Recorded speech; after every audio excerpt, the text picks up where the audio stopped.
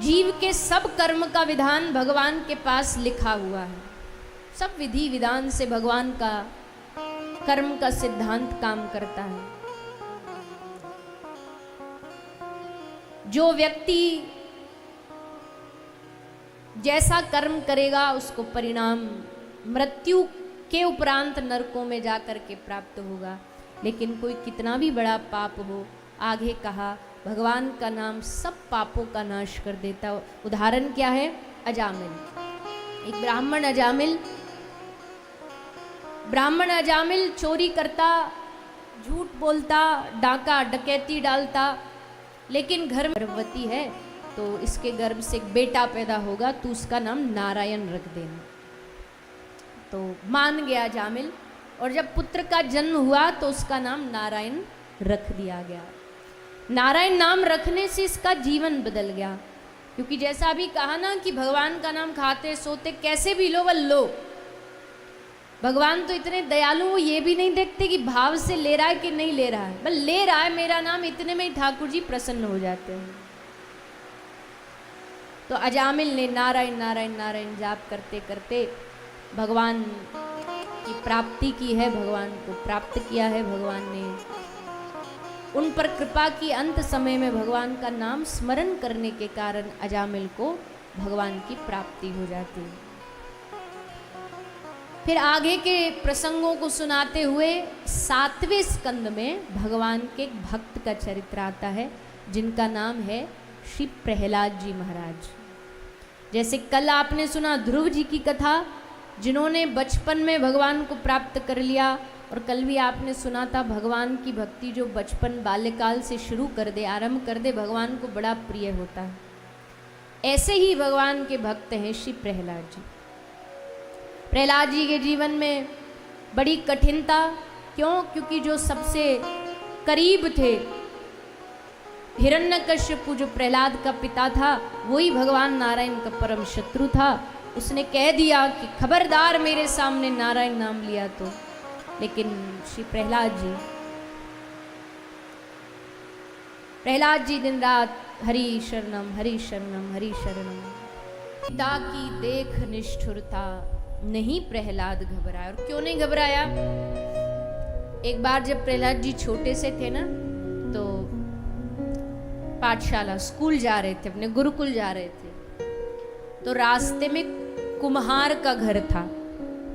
कुम्हार समझते हैं ना, जो मिट्टी के पात्र बर्तन बनाता है। तो प्रहलाद जी वहां से जा रहे थे, उन्होंने देखा जिस जगह पर कुम्हार अपने बर्तनों को आग में पकाता है, वहाँ वो बड़ा सा ढेर होता है, वहाँ आग जलती है और उसके अंदर डाल देता है। तो उसके सामने जो कुम्हार की पत्नी थी, वो बड़ी टेंशन में घबराई सी बैठी थी।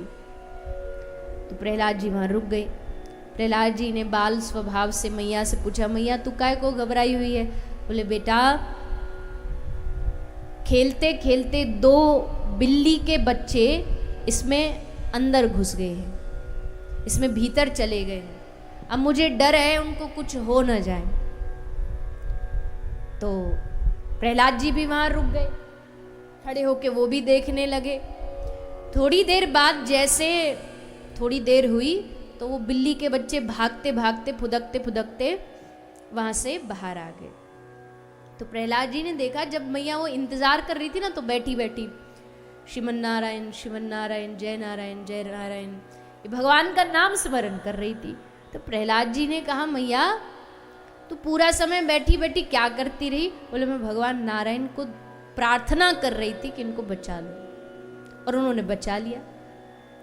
प्रहलाद जी ने कहा, किसने बचाया? बोले भगवान नारायण ने बचाया। बताओ, इस धधकती आग में से अगर बिल्ली के 2 बच्चे कूदते फांदते बाहर आ गए तो नारायण नहीं जाको राखे साइया, मार सके ना कोई। अगर नारायण भगवान जिसको बचाने पर आ जाए ना, तो दुनिया में कोई किसी का बाल बांका नहीं कर सकता। बस प्रहलाद जी के यही बात हृदय में बैठ गई। अगर बचाने वाले भगवान नारायण हो तो मारने वाले की क्या ताकत मार सके? पिता कहते तुझे पहाड़ से गिरा के मरवा दूंगा, प्रहलाद जी कहते मरवा दो, अगर मेरे नारायण को बचाना होगा तो बचा लेंगे। और हुआ भी वही। भक्त का विश्वास, जैसे प्रहलाद को पर्वत से गिराया गया, प्रहलाद जी धरती पर आए उससे पहले चतुर्भुज नारायण ने प्रकट होकर के प्रहलाद को अपनी गोद में उठा लिया। हिरण्यकशिपु खुश हो रहा है, मर गया, बढ़िया गया, घर से दुश्मन था मेरा, चला गया। पर इतनी देर में क्या देखता, दरवाजे से आवाज आ रही है, नारायण नारायण नारायण। अब कौन आ गया इस राज्य में उस नारायण के गुण गाने वाला? बोले प्रभु आप ही का बेटा आया वापस। इसको मारा नहीं, दूतों को बोला तुमको इसको मार के, बोला हम तो मरल, ऊपर से गिरा दिए, वहां से गिरा दो, हड्डी नहीं बचती। अब ये कैसे बचा, ये लीला तो प्रभु हम भी नहीं जानते। कहा ठीक है, तलवार लेकर के इसके शरीर के टुकड़े टुकड़े कर दो। तलवार लेके प्रहलाद जी के ऊपर चलाई गई। सब देख रहे हैं, प्रहलाद जी के ऊपर तलवार चल तो रही है पर काम नहीं कर रही। कारागार में डाल लो इसको, कोई खाना नहीं देगा इसको, कोई पानी नहीं, भूखा प्यासा खुद मर जाएगा।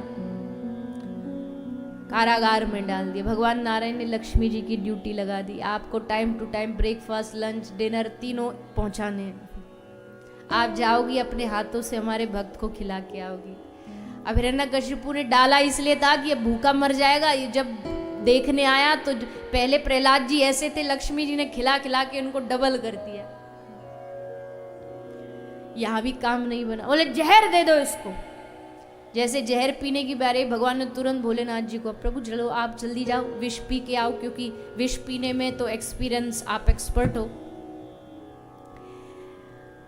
तो भोलेनाथ जी, अब दोनों की दोस्ती है ना, तो हर ने मुस्कुरा के कहा अच्छा, जब जहर पीना होता तभी याद आते हैं आपको हम, जब कोई अच्छा माल उड़ाना हो तब याद नहीं आते।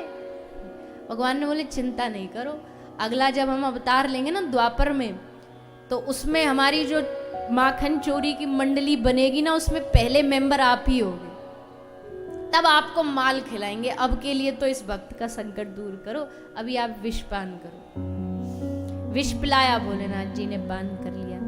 बुआ आई, होलिका बुआ, भैया बड़े चिंतित लग रहे हो, किस बात की टेंशन है? बोली बहन क्या बताऊं, घर में एक ऐसा द्रोही पैदा हो गया, कुल द्रोही, मानता ही नहीं, हम खूब समझाते हैं समझता ही नहीं, इसको भगवान का ही नाम लेना है। बुआ बोली तो फिर काय बात की टेंशन है, मैं मार दूंगी। हमको ब्रह्मा जी ने एक चुंदरी दी है, हम उसको ओढ़ के बैठ जाएंगी आग में, इसको लेके गोदी में, और नाटक ऐसा करूंगी कि इसको बचा रही हूं, पर इसके ऊपर से चुन्नी हटा दूंगी, ये जल जाएगा, मैं बच जाऊंगी।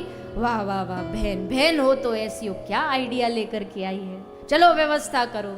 सब आग वाग जला दी गई, कंडा से आग लगाई गई। बुआ होलिका प्रहलाद जी को गोद में लेके बैठ गई, पर भगवान ऐसे ही थोड़ी अपने भक्त को कुछ होने देंगे। 49 प्रकार की वायु होती है, अलग अलग समय में अलग अलग वायु चलती है, पर आज भक्त की रक्षा के लिए भगवान ने इस वायु को आदेश दे दिया, तेरे जितने प्रकार है सब एक साथ चला दे। सब वायु एक साथ चली और बुआ की चुनरी माथे से उड़ी, उड़ करके प्रहलाद जी पर आ गई। प्रहलाद जी बच गए और होलिका बुआ जल करके भस्म हो गई। भगवान कहाँ नहीं बचाते अपने आश्रित को, कहाँ अपने भक्त को नहीं बचाते। लोग कहते भगवान भेदभाव नहीं करते, करते हैं, अपने भक्त के लिए करते हैं। भगवान कहते हैं दुनिया में मैं सब पे एक बराबर कृपा करता हूं, पानी चोर को भी दूंगा और एक साधु को भी दूंगा, हवा ऑक्सीजन एक पापी को भी दूंगा और एक पुण्यात्मा को भी। ये एक कुछ कृपा भगवान की ऐसी है जो सब पे बराबर है। पर जब बात अपने आश्रित भक्त की आती है ना, तो भगवान भेदभाव करने में नहीं, भेदभाव का मतलब गलत अर्थ में मत लीजिएगा। भेदभाव मतलब भगवान अपने भक्त के लिए जो करना पड़े करेंगे, यहां तक कि अगर उनको इस प्रकृति के नियम पूरे बदलने पड़ जाए ना, तो भगवान बदल देंगे। भगवत गीता में कहते योग क्षेमम वहाम्यहम्, मैं अपने भक्त का सब योग क्षेम का वहन कर लेता हूं। आज भगवान ने वही किया। थक गया हिरण्यकशिपु, ये मारते मारते थक गया, पर प्रभु बचाते बचाते नहीं थके, और अंत में जब हार गया तो पूछा कहाँ है भगवान? बोले प्रभु कण कण में है पिताजी, मेरे ईश्वर कहाँ नहीं है। लिया गदा, सामने खंबे पर जोर से मारा, खंबा फटा और खंबे से श्री नरसिंह भगवान का प्रादुर्भाव हो गया। बोलिए नरसिंह भगवान की जय। भगवान नरसिंह प्रगटे, दहाड़ते हुए, ताल ठोकते हुए। हिरण्यकशिपु कांप गया, घबरा गया, विकराल रूप, प्रभु कौन सी बला आई है ये? ऊपर से नीचे तक पहले तो ये डिसाइड ही नहीं कर पा रहा है कि मनुष्य है कि पशु है कि देव है कौन ये? आधा मानव आधा सिंह देखता रह गया। भगवान ने लिटाया गोद में और अपने नाखूनों से इस हिरण्यकशिपु का उदर पेट फाड़ दिया। जैसे मरा, चारों ओर ढोल बजने लगे, नगाड़े बजने लगे। देवताओं ने स्तुति की, आज भगवान ने हमको बचा लिया इस आतताई के मुख से। लेकिन भगवान नरसिंह का क्रोध अब भी शांत नहीं हो रहा। तो भगवान शंकर ने प्रहलाद को कहा, बेटा जा, तुझे देखेंगे भगवान तो क्रोध शांत हो जाएगा। तो श्री प्रहलाद जी भगवान के सामने गए और प्रहलाद को देख करके भगवान क्रोध भूल गए और प्रहलाद को गोद में बिठा के भगवान उसके सर पर हाथ फेरते हैं। खूब भगवान देख करके प्रहलाद को रोए, प्रहलाद भी अपने भगवान को सामने देख करके रोए। भगवान ने कहा, बेटा मांग तुझे क्या चाहिए? तो प्रहलाद ने भगवान से निष्काम भक्ति का वरदान मांगा। भगवान ने निष्काम भक्ति का वरदान दिया। प्रभु मुझे संग ले चलो। भगवान ने कहा नहीं, अभी जाने का समय नहीं, अभी तुमको धरती पे रहना है, अपना राज्य संभालो और जब काम पूरे हो जाए तब आना। तो भगवान ने कृपा करके नरसिंह रूप धारण किया। अलग अलग युगों के अनुसार भगवान अवतार ग्रहण करते हैं। ये भगवान ने अपने भक्त की रक्षार्थ नरसिंह रूप धारण करके अपनी भक्त वत्सलता को सिद्ध किया। आगे भगवान के कुछ और भक्तों के प्रसंग सुनाते हैं। भगवान के मर्यादा पुरुषोत्तम राम अवतार को भी श्री सुखदेव जी सुनाएंगे, जिसको आप हम सभी श्रवण करेंगे।